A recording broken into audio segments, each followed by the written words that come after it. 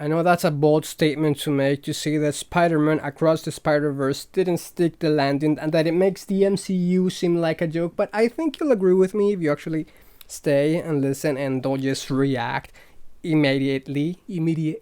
But first, let me start by saying that I think Spider-Man Into the Spider-Verse was a miracle. It was a perfect movie. Well, there is no absolute perfection, especially when it comes to filmmaking, but I think Spider-Man Into the Spider-Verse is the closest as you can get to perfection on a film. And then comes along Spider-Man Across the Spider-Verse, and somehow it takes everything that Into the Spider-Verse built, and it builds upon it, it adds onto it, and it all works.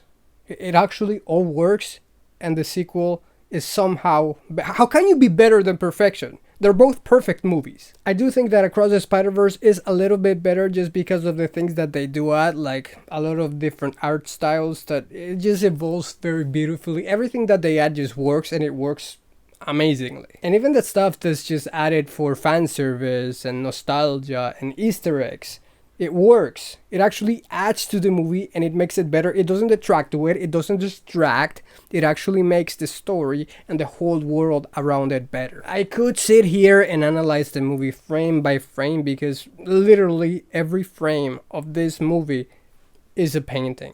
It's a masterpiece, right? And I could do that, but there are a lot of other channels that are doing that. There's so many channels dissecting every little tidbit, checking out all the Easter eggs and dissecting every single second of it. But I've seen a lot of those videos of analysis and reviews and just commenting on the movie. And I haven't really heard anyone say what I'm about to say. And that is that Across the Spider-Verse does not stick the landing. Because I think Across the Spider-Verse cheated a little bit. It's a perfect movie. It's amazing. I want to see it over and over again. It's so good, but it cheated a little bit. If you're familiar with movie reviews and analysis and all that type of stuff, you know that they usually, almost every time they talk about, especially when it's a movie that has a lot of hype and it builds up and the stakes get higher and higher and it's just, you're just on the edge of your seat, and it does this movie or series stick the landing. And what that means is that, does this movie have an ending, a conclusion that is good? Because there are a lot of movies that start out very well, but after the climax, they reach the climax and it starts to unravel, and it's just either it doesn't make sense or it feels forced or it's just not really satisfactory. So why am I saying that this movie that I believe is perfect, why am I saying that it doesn't stick the landing? What am I saying that the ending, the conclusion is not satisfactory, or that it doesn't make sense, or that it's just, what the heck is that? No, I'm not saying that. I'm saying that this movie cheated. If you listen, okay, mild spoiler alert for the ending. I'm not gonna say anything about the ending except that I think you already know this movie ends on a cliffhanger, and that's the thing, right? This movie cheated. It doesn't stick the landing because it doesn't land, because it goes up, it's amazing all the way through, it gets to the climax, and then when it's supposed to start descending to the conclusion, it ends right there. Now, right when you're at the edge of your seat, you're holding your breath, what the heck is gonna happen right now? Yeah, it's to be continued. So Across the Spider-Verse does not stick the landing because it rests right up there in the air, leaving the entire responsibility, all the pressure to the sequel Beyond the Spider-Verse to stick that landing, to make all the loose ends not loose, to tie it. You tie the loose ends. You have to tie it up so it's not loose. So they have to do a very good job of tying that up. And after two perfect movies, as close to perfection as you can get, and because of all the care and dedication and just care to detail, every meticulous. Okay, I am licking the boots too much. I know I seem like a fanboy right here, and obviously I am a fan. I'm gonna take this off because it's getting... Oh, what's that? Another Spider-Man shirt underneath? Anyways.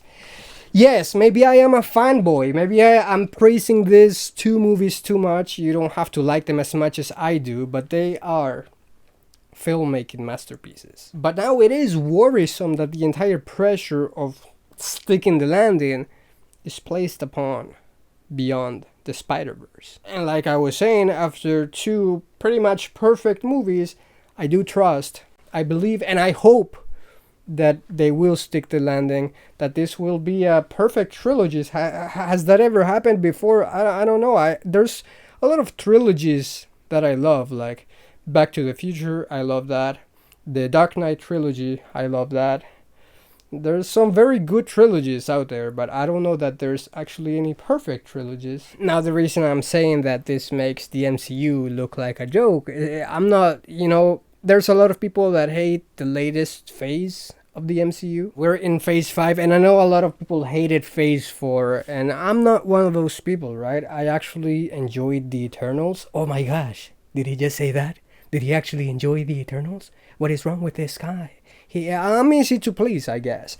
And, I think Multiverse of Madness was actually pretty great, and I think something that did a lot of disservice to that movie was the hype that came before it. Especially, like, if you're gonna name a movie Multiverse of Madness, there's gotta be a lot more madness in that multiverse. It doesn't deliver on the title of it, especially because it came after No Way Home, so people expect a lot more of those multiverse madness stuff, right? So I think they should have named it something differently and marketed it differently. But I actually really like that movie. They actually did something different, which was what people were asking for. And there's a lot of things that people don't like about it that I do. I think it was great. I actually enjoyed She-Hulk. Oh my gosh! Did he say that?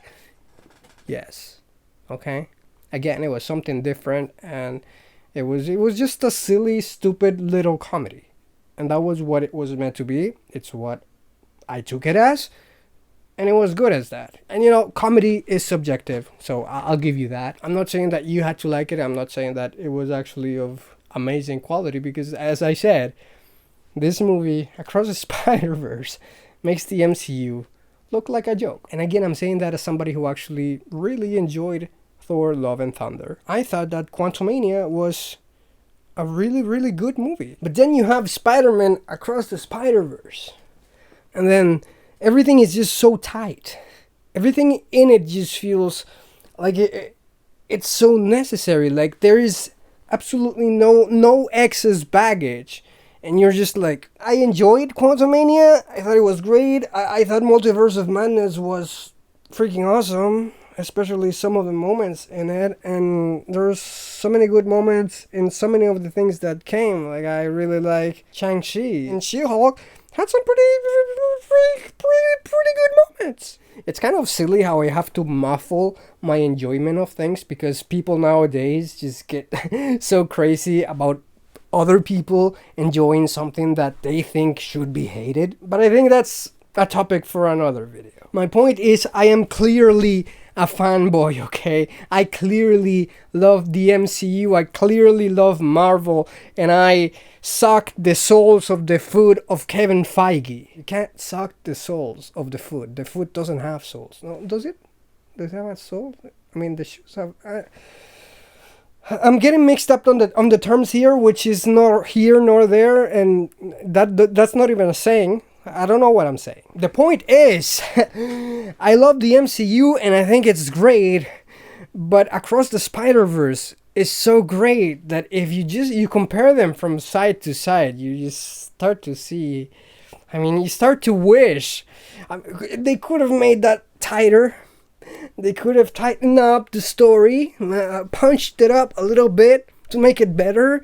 And when you see how great something can be, you start to lament that the other things are just, they don't stand up to it. And I'm not one of those people that because they have something now, they are not able to enjoy what came before. I'm still gonna enjoy all those movies. I'm probably gonna do another marathon of the MCU when I have the time and thoroughly enjoy it. But do I hope that going forward they tighten things up, they punch them up a bit, and not everything has to be as perfect, because how can you make everything perfect as the Spider-Verse saga is so far? It's very hard to do that, especially when you're releasing at least one movie or two movies and a couple shows every year, and not everything's gonna stand up to that, and you don't have to make everything you're that tight, you should experiment and try new things, and you should fail from time to time just because you're trying different things and you're trying to be different and not